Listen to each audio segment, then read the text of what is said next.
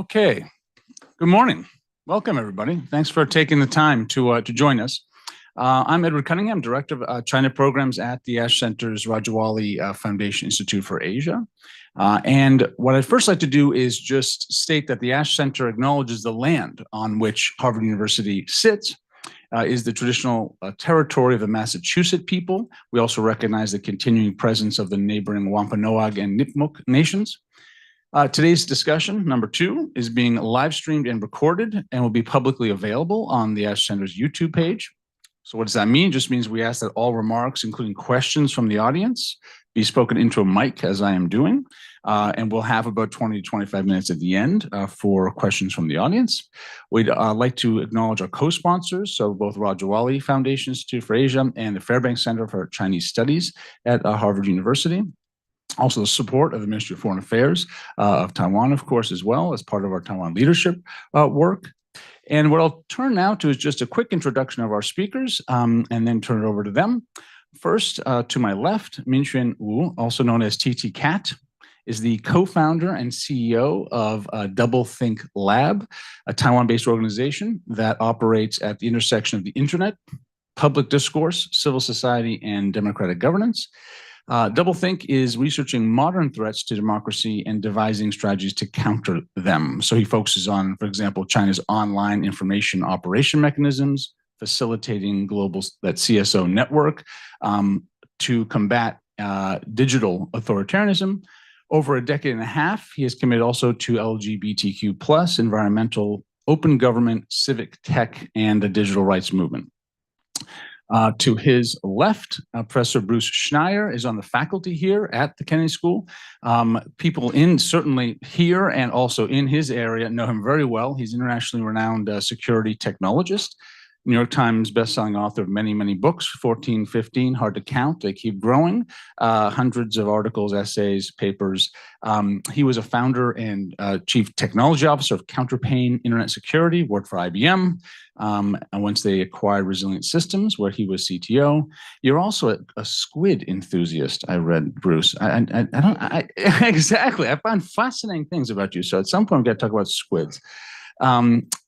To his left, Professor Elettra Bietti is on the faculty at Northeastern University and is an expert on the regulation of digital technologies, who focuses a lot on data, on digital platforms in the private sector. Professor Bietti studies how platform companies such as Google or Meta shape people's political and consumption choices, how they grab the attention of individuals, and defends conceptions of privacy, also related to data protection, antitrust, that are sensitive to infrastructural in particular and collective concerns in the digital economy. So she also is widely published. Prior to academia, she was antitrust and intellectual property lawyer at Allen & Overy, as most of you probably know, in London and Brussels, that firm where she handled cross-border corporate transactions and IP issues. So with that, in terms of format, we're going to begin with thoughts from Min Hsuan, or TT Cat, then move to Professor Schneier, and then have response from Professor Bietti. I'll then open up to Q&A with a few initial questions. So with that, over to you, my friend. Yes, thank you so much. It's an honor to be here among with the most smart people in the world, it's very glad and happy, and thanks for Taiwan office and the Harvard Edward to invite me here. And I'm going to share with you some of our study, our challenge, and hopefully that some of the question we can brainstorm together in the end of the today. So DoubleThink, we do a lot of different projects that Chinese influence, PRC influence around the world, and Taiwan is the core of our focus. And every election we do the monitoring, and we use this framework called FIMI, Foreign Information Manipulation and Interference. And today I'm going to show you some of the findings that we found in our previous election, the election we just had this year. But we don't have time to go into every cases. So I'm going to focus on the tactics, that what type of tactics they are used to influence our voters. So the duration for the monitoring is from the October to election periods. We have around 30 people every day. They monitor the suspicious post content campaigns across the different platforms. The platforms is in Taiwan and also from China. And we can categorize there's a different campaigns. They are targeting like our food supplies, their food security, safety, national defense, diplomats, economy, public figure scandal, like sex scandal, data breach, and so on, right? And of course, it's coordinated with offline tactics, like there's a Chinese spy balloon, Foxconn tech session audit, and everything you're probably aware. It's not unique. Every election we can see that, and they coordinate more and more their online disinformation campaign with their offline attempts. For instance, like there's a fake polling. This is already been prosecuted. They pay for a Taiwanese actor, and he made this like a fake polling, and to show that the DPP, which is our current government, and the KMT, the biggest, the opposite party, they are running 50-50. So you should not vote for the third party, which is the TPP. They are around 20% supporting rate. Don't vote for them, and that we can, win the DPP. That's their narrative. And then they found the evidence that the Chinese government are paying this guy to make it as a fake polling, and it showed to a lot of poor Chinese media outlets. We also see like a fake leak document. Like this one is saying that there's a biolab conspiracy in Taiwan, that the US is urging Taiwan to build this biolab to make a bioweapon. And this fake leak document from claim is from our government. It's using a lot of terminology that only CCP government will use. Like for instance, in their meeting notes, they will say, our party, 本党, 高层指示, our party's leadership direct that we should do this. It's never going to show in our government documents. And of course, the state media from the PRC and some poor China, Taiwanese political commanders, they are of course amplifying and spread this news. So we see this static is that they create something, sometimes they create something, then the state media and also all their media outlets, they will win out and to try to amplify it and to make it more rich on the internet. And a lot of these cases is also related to US skepticism, like the US biolab conspiracy theory. Like the conspiracy theory is aligned with the Ukrainian targeting Ukraine and the COVID-19 before, and in Taiwan too. And when they talk about like a food safety, like our import pork from the US, they are also posting like there's a bigger conspiracy behind, is that the US want us to buy those pork nobody wants, and it's not healthy. Yeah. Another case is that they will pay for the local marketing firm and or local actors, and then to create this like a fake controversy. Like this one is for import egg. They talk about our eggs has the they talk about this like a shortage of the egg, and then eventually it got society panic, so everybody go to buy more egg, and it actually caused the real problem for the egg shortage. Then they start to talk about those egg has the poison, and this guy, he claimed he be threatened, receiving the death threats, but it turns out it's he paid somebody else to threaten him, and he's already been prosecuted too. Yeah.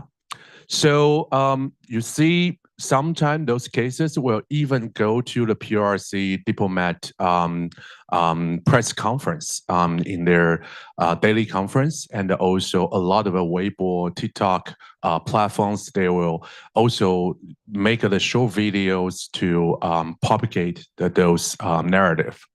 The goal of their campaign is to create this like a fake public opinions and to see that this is widely discussed. A lot of people actually believe this. You see this polling, there's a lot of people actually support KMT. So they make this like a fake public opinion, try to influence people, swing voters, and to make people believe certain narratives. One of the main framework we are looking at those information operation is to see whether there's a large-scale coordinated inauthentic behavior. For instance, that all these like Facebook pages, they are coordinate, they post the same memes in same day, same time, same content in a world in a few days. And also they have sent hashtag groups. They use those hashtag hijacking to try to manipulate some of the information online. And those, of course, they are also targeting like the submarine or they attack our first indigenous defense submarine that we create, saying there's a bigger corruption behind. They apply the synthetics to it. You see the different accounts, they share the same content, same hashtag groups, same time into so many different Facebook group. All these accounts, they have a very similar signature. First, their profile photo, they are all animate. It's like a cartoon profile photos. They all have the same time, same day to update their cover photos. And they, of course, have a templated text in the content. So one of our previous tactics to find out those actors in incident is to look at those coordination signature, whether they have a templated text or content, they use the same hashtag, or they use the copy paste comments, or they use the same message. A lot of those actors is actually from the foreign countries. For instance, that one of the case they post this like a Lai Ching-te has the our president-elect. He has an illegitimate child and appeared in this narrative that this child is a loser. He's asking his father a lot of money, a lot of a position in the government, something like that. The story is created and a lot of attack is from the foreign fan page group. They post everything in traditional Chinese. And of course, sometimes they translate from the simplified Chinese and translate wrong. So they use a lot of wrong terminology. But if you look at it, they are admin. None of their admin is located in Taiwan, mostly in Cambodia, Malaysia, Myanmar, and some in China. They have 6 different templates for their content, the comments in different campaigns. And they use this like screenshots as one of their comment tactics. As they will screenshot somebody else comments and post on their fake Facebook page, and they say, "This is this is some voters. This is what they think looks. This is what they believe." Right. But if we go back to see who they are, those originate screenshot where they come from. They come from a set of the fake account. They have no followers on the Twitter. They all have the same day to join the Twitter, and all their profile photo is from the dating app from the China website. They share to almost 150 Facebook groups. Those groups around the 3.6 million account join those groups in Taiwan. Some narrative is very close to what we have been observed in Ukraine, as well as xenophobia and racism. Like for instance, in this case, Indian migrant worker is talking about Taiwan is going to open up more Indian worker to come to Taiwan, and then assume there is a very extreme narrative in Taiwan society saying that Taiwan will be a rapist island, and our women will be raped by those migrant workers. It's like a very sexist and a very racism. And they create this like a line group, which is like a WhatsApp, but Asia version WhatsApp. they created this group for 8,000 people saying they are going to organize the protest. Eventually, there's only 100 people on the street, and the main organizer already gone. But the Taiwanese media didn't pick up this story heavily before Indian media. So we saw this like a small story coming up, and then soon it went to Indian society, Indian media, Indian YouTuber are all report about this, saying that this is a Taiwan see us, right? So this is a very there's a lot of a dangerous signal. So it's alert Indian government, both Indian government and Taiwan government, and a lot of people try to do the fact checking. But today I want to show you how they spread those narrative heavily in Taiwan on TikTok. This is 2 video as example. 如果想保护身边女生的，今年选票一定要审投。我发现很多人不知道这件事情的严重性，网络上的讨论都已经炸开了，但新闻报道却少之又少，是会因为。Okay, you probably don't understand Chinese. It doesn't matter, but you listen to this video too. 如果想保护身边女生的，今年的选票一定要慎投。我身旁居然有很多人不知道这件事的严重性，现在 D 卡上的讨论都已经炸开了，但我看新闻媒体报道的真的是少之又少，好像因为选举快到了，被刻意的压了下来。So these 2 people, they don't know each other. They use the same script. They inserted the materials. They are a TikTok influencer or influencer wannabe. They have couple thousand followers. They receive this script like commercial ads or promote commercial from the marketing firm. And they just do this video and they promote it and they get the money. And a few weeks later, they took it down. Yeah. And in this case, we also see a lot of a Twitter commenter call for instead of import a migrant worker from India, why don't you import from China? We have so many talents, so many people. Yeah. And of course, the official media is echoing just like a previous cases I show you. The TEDx is the same. And this is another case is for election fraud rumors. They are used the same tactics. 我刚才呢看到一幕很令人震惊的景象。3号林义华一票，3号陈义文一票。你有看到吗？再仔细看一次。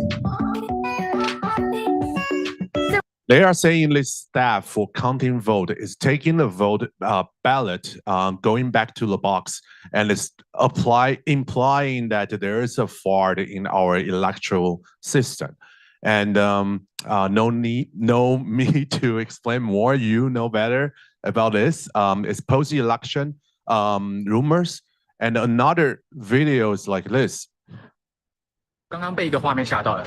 3号林义华一票，3号陈义文一票。可以看清楚吗？再看一次。All right, exactly the same script material, and then they insert in the exactly time frame, and to showcase the story. It's went viral everywhere on the TikTok platform. Not only those 2. But if you see, there's a lot of a view. Actually, there's a 400K for this one and a 100K for this one, right? So everything I'm just mentioned, they have the same tactic, same content, hashtag or templated word, right? But then now we're entering another area, which is the generative AI. They can create a different content in around the same narrative, same campaign. One campaign we found before our voting day, just a couple days before the voting, the story is saying that there's a secret book about the history of the Tsai Ing-wen, which is our current president for the past 8 years, that she is using her body to get her status today and the power. And this is something that you don't know about her, that there's a book, electronic book is circulating online, something like that. But the way they promote the book is they use the generative AI anchors to read the book. 西方人使用的文字，蔡英文，中华民国总统。注定是一个风云人物，蔡是 in different language, even Cantonese. 造就了这本传记上的英文队友与对手。扮清秀，掩飾骯髒。This is Cantonese. This is a free tool promoted by produced by ByteDance. 硬眼对数字 Everybody can use 那 it. 这些人都是 But they try to use this like a fake anchor to make people falsely believe that this isn't real news or this is some people is talking to you. And in this campaign, what is special is that they are not only post online, but they also flirt into random people's inbox, like spam emails. They go to every platform you can think of to talk about secret history of the Tsai Ing-wen. If you search for the keywords, you can still find it today. And a lot of Twitter accounts, they use the AI-generated profile photos, which their profile photo have a perfectly aligned position for their eyes and the mouth. And of course, all their account is share the same content in the same time in the rule. And the time they posted is from the 8 a.m. to the 5 p.m. in Beijing time zone, with a short lunch break in the middle. Well, the book from where they're circulating, we suspect is also generated from the large language model, because it's a huge thousands of words of this book.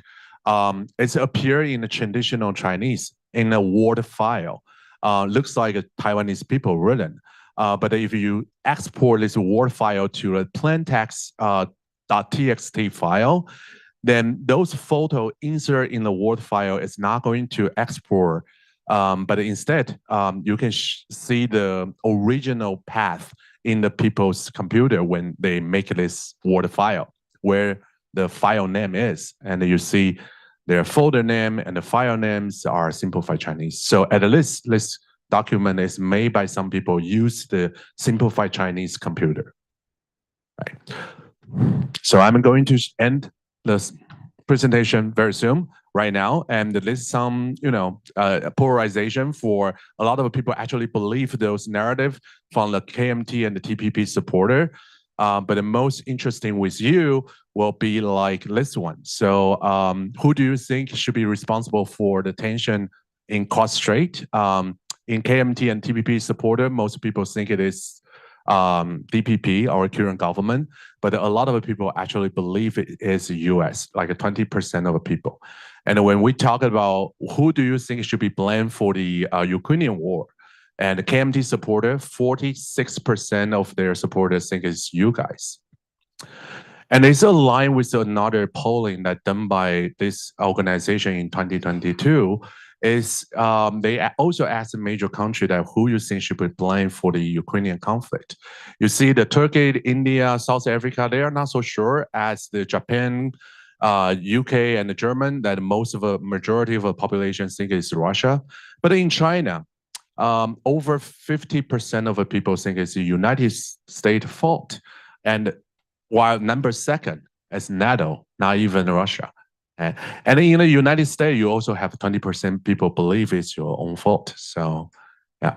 So this is probably a correlation, not causation, but it's kind of like a demonstrate to us, at least for us, it's shocking that how powerful, if you control the narrative and the media, and also double down the investment to the propaganda and disinformation, can actually change the public opinions. So there's a lot of things we want to discuss, especially that I think with the generative AI, a lot of the tactics that we use to find out those actors and the information operation is not going to be used anymore in the near future. So hopefully that we can figure out something.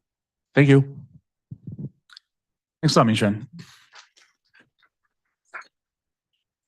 So, Bruce, we've heard a little bit about what's happened in Taiwan, particularly leading up to and after their election. So we in the United States are looking forward to our own election in November.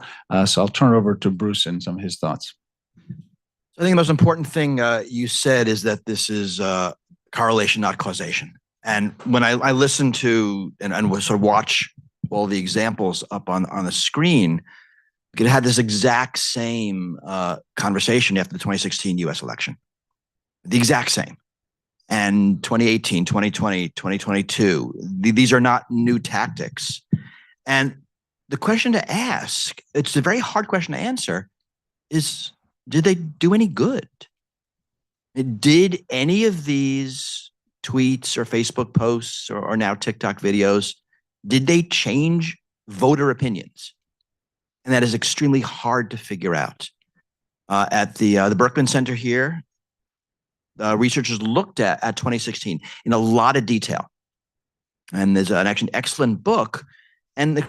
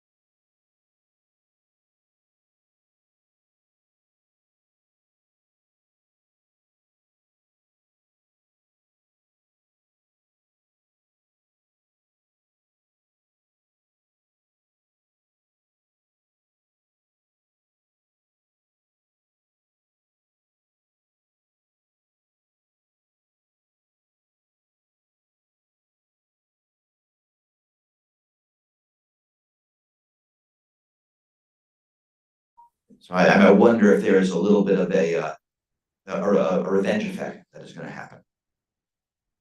But it is good. It's getting complicated. There's not a lot we can do about it. You know, in all of this is partisan. Like, for any action, there are, as a group in the United States, about half of the people think it's a good idea. And so regardless of what the lie is, what the story is, it's going to resonate with one of the two political parties. And they're going to block any efforts to remove it. And that makes this hard. Elections are harder than pretty much any other fact-based thing, because it's less about truth and more about my side wins, your side loses. And that makes it very difficult. So those are a few thoughts, and I'll rather leave more to questions. Over to you, Elettra. We obviously we heard both about government actors, but also a lot around the profit motive and private actors. So we'll turn over to you for some response. Great. So yeah, thanks for having me. I guess I'm the kind of lawyer on the panel, so I might tackle some of the regulation-related topics here. I think we've heard a lot about content, and as Bruce has highlighted, content is really hard to regulate, particularly in the United States. So what I want to do is I think I want to try and focus a little bit more on the pipelines, who controls information, and what bottlenecks can we think of and address from a legal regulatory perspective, perhaps. And as part of that, I'm going to focus on generative AI, and on the question of what is new about generative AI. Is it just the same as what we've seen so far in the AI space, or is generative AI creating a sort of qualitative difference here? So the kind of starting point for me is a kind of correlation between various different things that are happening. So on the one hand, we see tech CEOs celebrating kind of new frontiers in AI, the incredible amount of data that they use to train their algorithms on, the sophistication of the tools they're developing. And at the same time, we're seeing news organizations losing, firing their employees. We're seeing a lot less funding flowing to public sources of information. We're seeing a degradation of the quality of the internet. We're seeing a proliferation of synthetic content, fake content, deep fakes, and things like that. And I think there's a real connection between the two. And what's important in my view is to try and tackle this as a sort of ecosystemic pipeline question. So the generative AI space is much talked about. It's a already highly concentrated space, right? A lot of these new frontiers are being pushed by the same big tech actors that we've been seeing in the political space and in our media for a while now, for at least 20 years, right? And the new startups that are emerging are basically their primary goal, their primary aspiration is to be purchased by the likes of Microsoft or Amazon or Google, right? So there is very little hope for the diversification of this landscape. If anything, it looks like it's going to be more and more concentrated. And so in that light, there is certainly a really important role to be played by regulators like antitrust authorities, for example. But I believe it's not just a question of AI, of antitrust. And that's because I think we need to also consider the ways in which new possibilities and alternatives to the current tech actors emerge in a marketplace, in a democracy, right? So for example, there's this question of public data. A lot of these chatbot models are trained on public databases, Wikipedia, GitHub, Common Crawl, Stack Overflow. And the question is if if people start gravitating toward platforms, towards services that are for profit, that are trained on public data, who is going to sustain those public databases, right? At some point, we're going to run out of quality, inputs. And so the question then is, are these companies going to continue to produce synthetic information? Are they going to kind of construct their own truths? And so we're kind of entering a potential space where not only the pipelines of information are controlled by the very tech actors that dominate our societies today, but they are also deciding what kind of content they use to determine ground truths, right?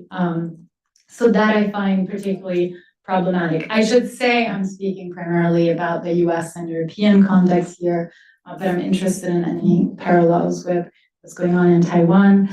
And so I think there's this kind of chicken and egg problem. How do we sustain public sources of information in a space, in an economy that favors a sort of winners take all and privatization of information, right? So there are a lot of regulatory things that are happening these days. I don't believe they're necessarily sufficient, or I don't believe they're going in the right direction, all of them, but there's certainly some interesting things happening, right? So if we look at Europe, the European Council and Parliament recently agreed on a compromise solution on the AI Act. The final version will come out in August, or I think this summer. So we don't have a final draft yet, but that will certainly kind of change the landscape in lots of different ways, and pose many different types of obligations on the producers and the actors that put AI into the market, right? In Europe, there's also the Digital Services Act, which is more focused on questions of content moderation, and election manipulation issues. There are some safeguards related to recommender systems, for example, needing to be more transparent. Lots of reporting obligations, risk assessments, and other kind of auditing requirements there.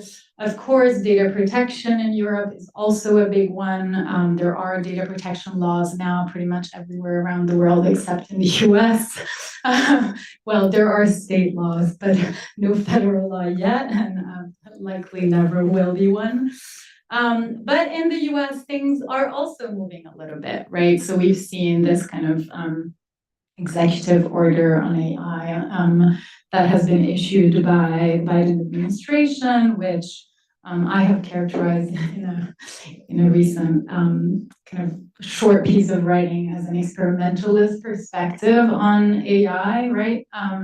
Because it mixes this kind of industrial all of government approach, where there's a clear intention to have the government involved in the development of AI and thinking about semiconductors, the whole pipeline of AI production, right?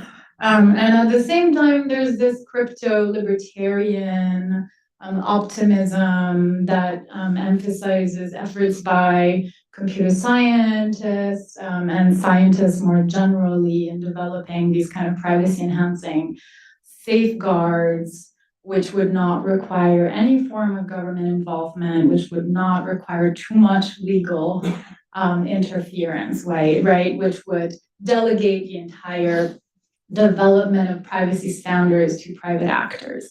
And so we're seeing this kind of somehow paradoxical mix of different solutions. We don't know yet where everything is going to head. It's a very uncertain, but also probably for this reason, interesting time at the moment.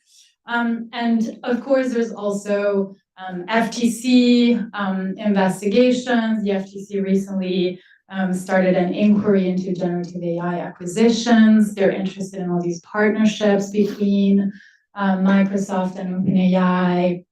between Amazon and Google and Anthropic. Just yesterday, I saw the news that this French startup Mistral is now in a partnership with Microsoft, of course. So all of these startups are in conversations and partnerships with big tech, and the FTC is closely monitoring that, and I think that's very important. There's also copyright lawsuits, of course, which focus on how to think about rewards in this space. Can we redistribute profits? Can we redistribute profits to creators, right? So here we go back to the question of content. And so in this landscape, I'll just kind of close by saying, I think something we should think about a little bit more is this question of attention, right? Who has control over our attention? And I think by focusing on who has control over our eyeballs, we can get at the core problem. So the question is not necessarily one of rewarding artists for their inputs when chatbots train their when companies like OpenAI train their algorithms on that content.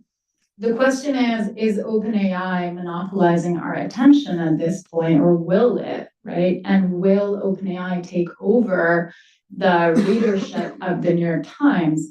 That is the question that we should be asking. And if so, we need to build ecosystems of attention that are more diverse.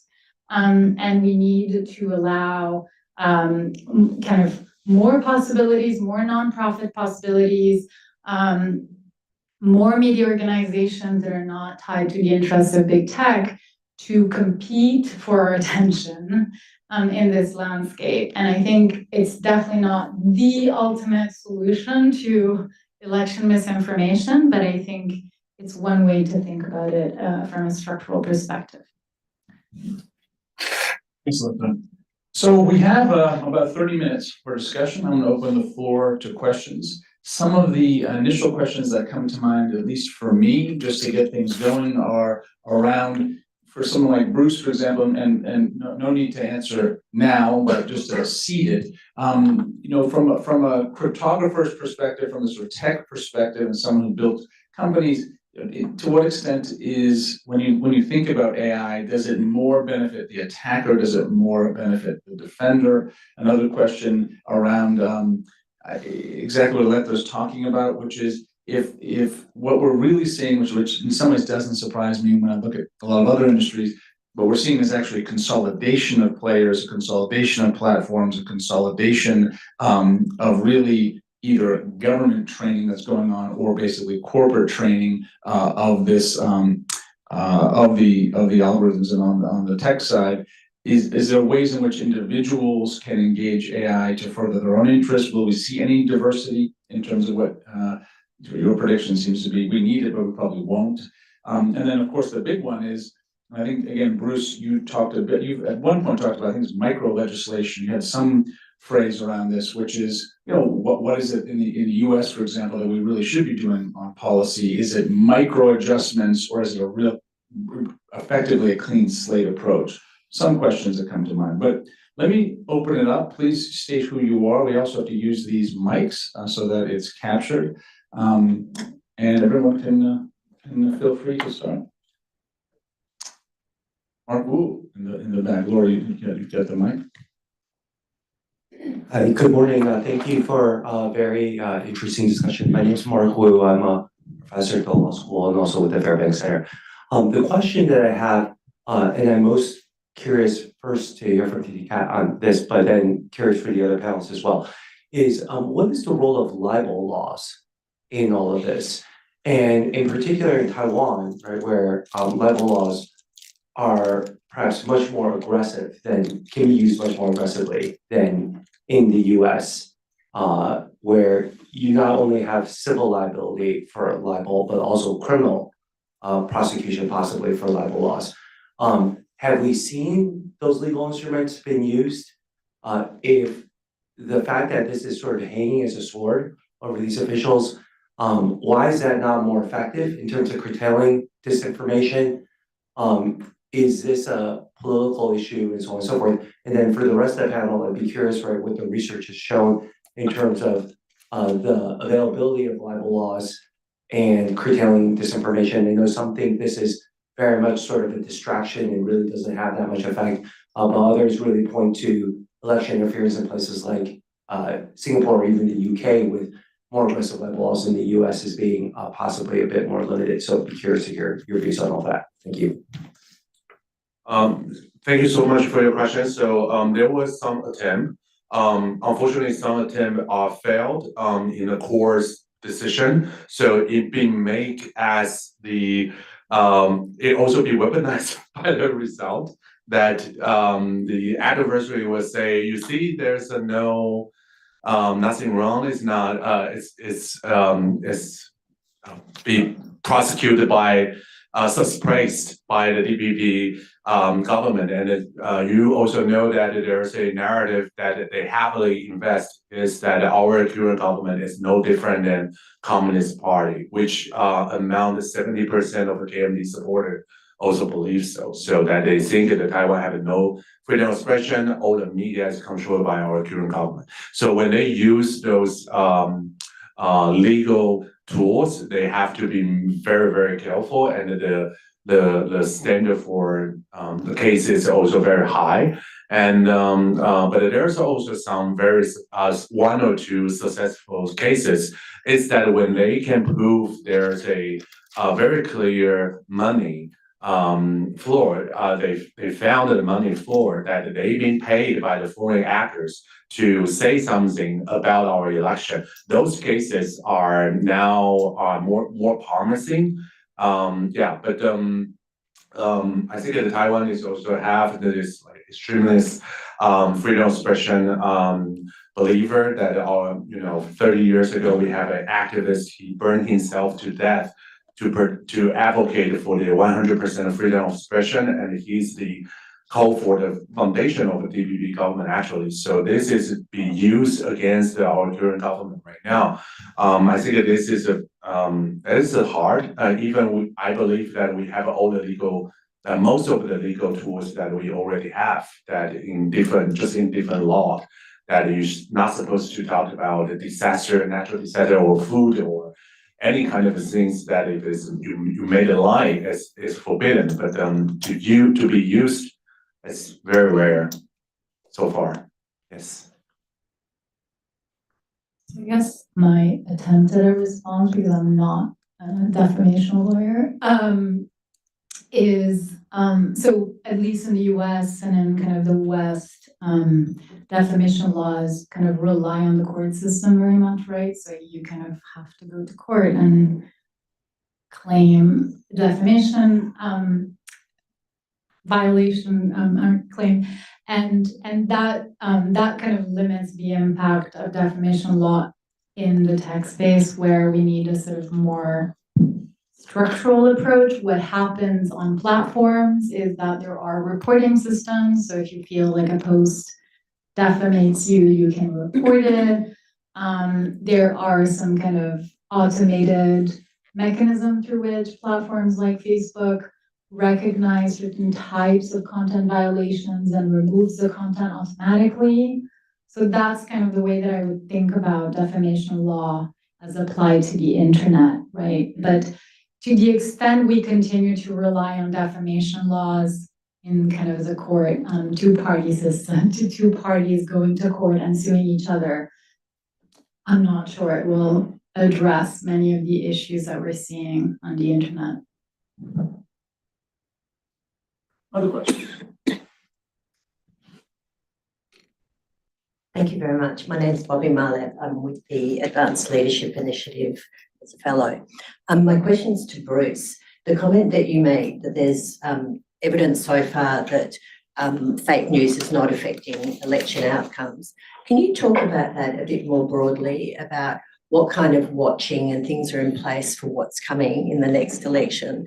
What effect do you think generative AI might have? And where else you're seeing, not just around election, but other issues where that research has shown it has made a difference in public opinion or outcomes?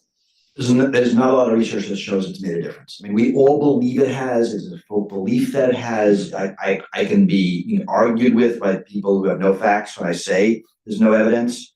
And that's really hard because we see this and we believe it must have effect. I mean, we saw dozens of fake posts and fake memes and fake and propaganda, and we're going, oh my God, this is horrible. And we truly don't know. I see some things that are happening that I think are important. In Slovakia, there was, in the past election, was in the fall, a fake audio between a candidate and I believe some of the press talking about voter fraud. That showed up a few days before the election. And so that's the kind of thing that we believe will have some effect. So it is like, the Comey and Clinton's emails that happened a few days before the 2016 US election. That, that we actually saw a demonstrable effect from that. And there's no time to recover. So last minute things we worry about.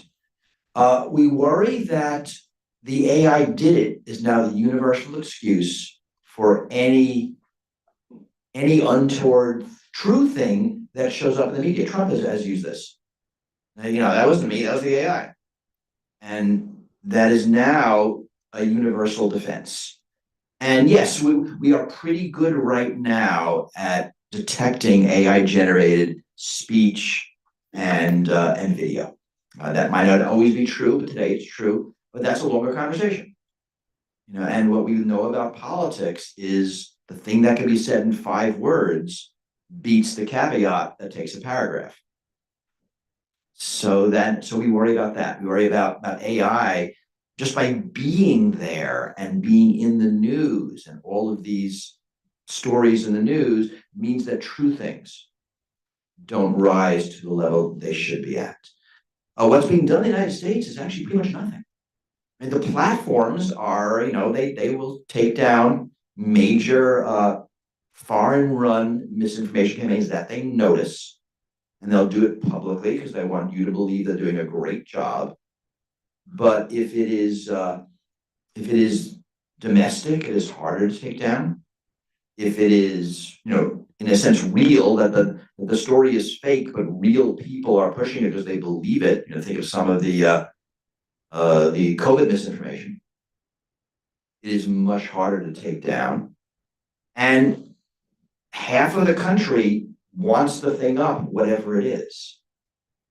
So this is extremely difficult to have laws passed, because in the United States, the Republicans are saying that this is infringing on their speech, which they're kind of right.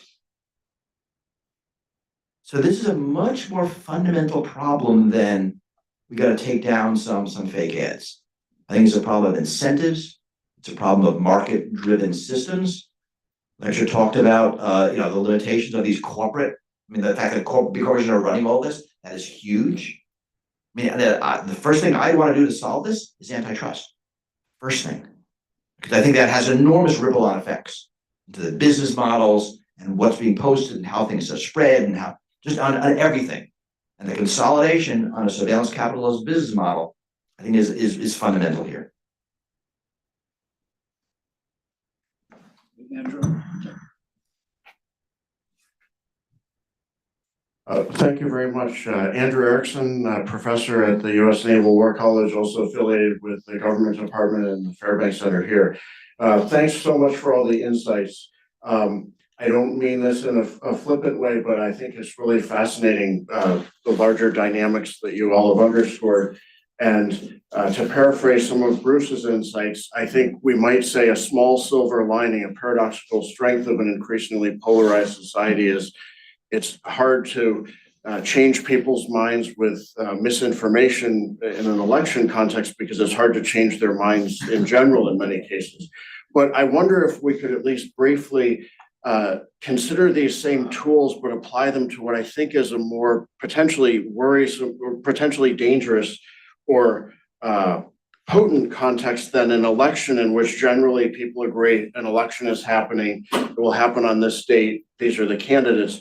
But what about the use of these same tools in a crisis that was unanticipated by many, in which potentially there's a huge advantage for whatever actor instigates this. I take all the points that have been said, but any insights from Bruce and others into that context, which I think could be worrisome despite the useful caveats about election context. Thank you. I guess very quickly, I mean, that sounds bad. And this is the worry. We are creating movie plots. That's a fantastic movie plot. Is it realistic? We don't know. But it sure sounds bad.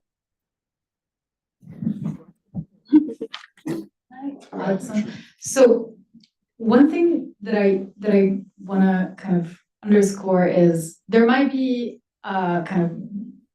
so we're talking of AI, we're talking about generative AI, but I think we can also talk about the affordances of the internet as a more general question, right? And I do believe the affordances of the internet have very significant impacts on the way that we're thinking about our political context, right? So I'll just mention in passing so I saw this video recently, which really, I don't know, I kind of follows me these days, which is an early interview in 1999 of David Bowie, who talks about how the internet will change the world. And if you haven't seen it, I highly recommend it.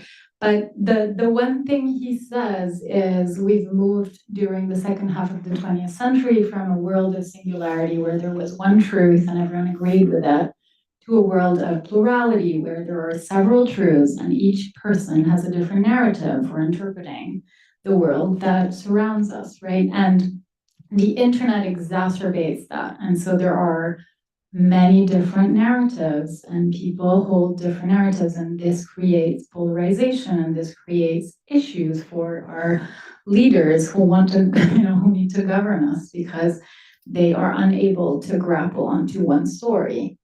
And so that creates the need for new political strategies for rallying crowds. And so that's really interesting. I think that comes with a lot of problems, but I also think it comes with some positives, right? So we've seen Black Lives Matter as something that probably emerged out of the affordances of social media platforms. People could push a new narrative all of a sudden, right? In a moment when we were all isolated in front of our computers. There are events today that are very polarizing, where people are seeing different things in the world and are telling different stories. And I do believe that the internet is having a significant impact on the way that we think about our politics. And if we think about, say, the non-committed vote in Michigan, that's something that will have an actual impact on elections, perhaps, I don't know. But is that caused by the internet? Pretty clearly, yes, right? So I do think that there is a kind of causal impact. Maybe it's not directly a sort of AI, generative AI question, but it is an internet question.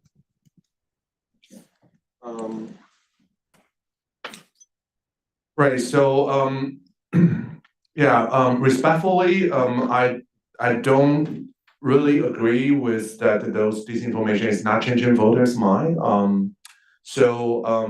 I think at least our adversary don't believe that. So that's why they keep invest those narrative or propaganda campaigns. But we do found that it significantly through some behavior experiment in previous year, we do found that it's significantly effective if those disinformation is not widely discussed as a conspiracy and only posted in certain small group, like expose fewer people, but those people who didn't have other information source or they couldn't verify it elsewhere, they would more easily to buy in. It's kind of like when China created this like a society that the media is highly controlled, and most of the people, they are receiving only one side of the stories, then tend to believe such things. I give you another example. So the things we are looking at, I think it's also very similar like when you go to the Yap or Google Map and you see those review, you feel like a lot of the review is bought by marketing firm. They created this fake content accounts to create those review. And those review is the platform want to take it down very badly. But the reason is that people do believe those review will affect people's choices. I agree that I think the political belief is very hard to change sometimes in the context like a very polarized society like us, in Taiwan too. But I think that we should also focus on the business that they are creating fake components into our information space as their main profit model as a business, regardless whether people will be affected or not. We should think about how we prevent such business model or behave, because we are looking at those technology or attempt as mislead at scale, right? So it's not like it's, I generally believe that people have a right to tell or believe lies, but we are talking about people making money for it, right? So there's a marketing firm outlets out there, they claim they can give you new followers on Instagram over a night for 10,000 followers, right? 20,000 followers. They make those fake accounts. They make a fake traffic for you. They promote the stuff for you as they're putting inauthentic content to it as a business. So I think there's a lot of a policy that we can target it as the media or ads, but basically is that if the technology or the attempt has the ability to mislead people at scale, no matter it's out of their political belief or their, commercial profit-driven motivation, I think there should be some kind of a mechanism we should reduce their effect. Yeah,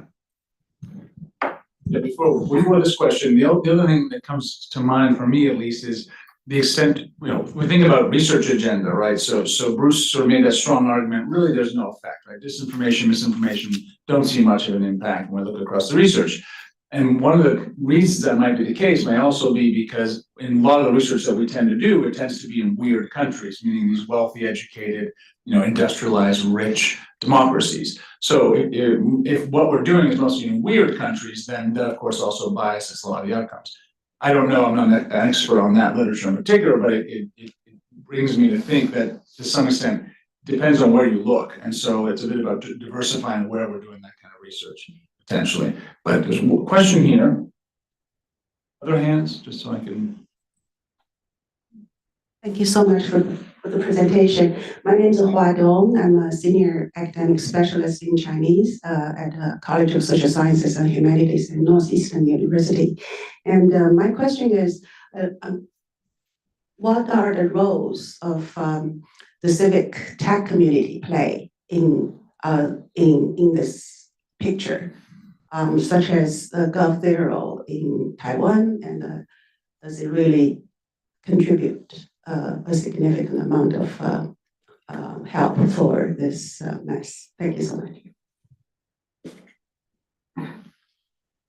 It's where I worked before 2019. In a sense, I think the community is really inspired, at least me and my colleagues, and then a lot of co-founders of us, to dedicate more time to this work. But also the civic tech community has, it's kind of open source. They have a tactic to sometimes they talk about tech policies and they connect to our tech development quite well. And one of the biggest fact-checking community, like volunteer-based community, is out of the civic tech community too. So it's really contributed the space, I would say, and also, But Taiwan is like, Taiwan's government, we are also very polarized, and we are very much look up to like a Western country like the US, right? So people also will argue that if you want to regulate something that even US don't have or European don't have, that it will be looked at too extreme, right? So it would be hard. So if we can advocate here, then we influence back, and that would be much easier. But yeah, struggling, but still there. US is a terrible role model. I should not comment on that. Yes. Question behind. Thank you. I just wanted to make a couple of observations and ask your thoughts on that. I've been in the international field for almost 35 years and more. And my Just remind us who you are. Yes, Schneier. I'm actually from the West Coast, launched the World Trade Center there and now work in other international organizations. And my thinking, just watching this progress is twofold. One is on the civic tech space where I'm quite involved. I see that massive movement beginning to counterbalance. However, they are not in the positions of scaling and in the positions of power that the other groups are if they're monetizing it. So my thought was, what is in each of the wonderful panelists' minds, and is the role and metric for social cohesion? Like, if we step back from this immediate disinformation wave, and if you were practitioners in the field for a long time, you see that always, whenever there's one wave, there will be a counter wave, which is part of.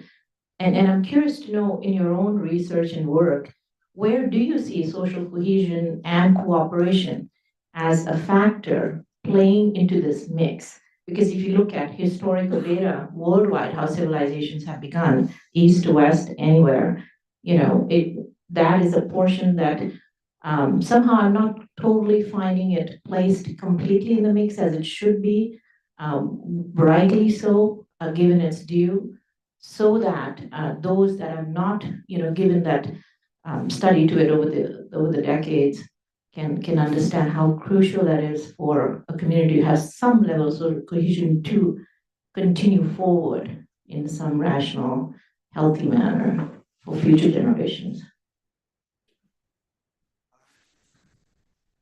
We're all terrified of the microphone right now. I cannot answer that question because it's a question for the humanity, and I'm just a single guy. But I do see that one problem I'm particularly interested among the human aspect is that I think we need to figure out some kind of a way to de-escalating when we talk with each others about disinformation or fake news, or arguing with the facts. Right now, it's kind of like if I'm going to tell my mom where the stuff she's sharing is fake, I'm either going to have a fight or I'm just going to ignore it or run away. And if that's our only two choices when we encounter all kind of this disinformation or fake news surrounding in our community, I don't see there will be any way improve or solution at all in the future. The problem is that there's a lot of a label with this topic. So when people tell you that what's the stuff you are sharing is the fake, the label, you assume they are telling you are stupid, you are uneducated, you're old, or you're too young, you don't understand, or you're something wrong, right? Then you immediately people feel defensive. But I think talking about this topic should be like talking about, you remind some people like, hey, Bruce, your shoes untied. You wouldn't say like, how can you say that to me, right? You wouldn't, right? You wouldn't feel defensive at all. So if we can de-escalate it a little bit about it, right? And it's kind of like a scammer. People be scammed, and they are afraid to tell their family because they are afraid they feel shame, and they feel like maybe how they will see us, right? So maybe we should have a kind of a mechanism for people who, believe disinformation, because the people we are talking about, it's not like regular people sharing different beliefs. We are talking about professional like entity. They are creating those propaganda or disinformation. They are deliberately trying to mislead you. They are pores. They are professional. So it's very natural we be deceived or mislead or fall into those stuff because they are professional, right?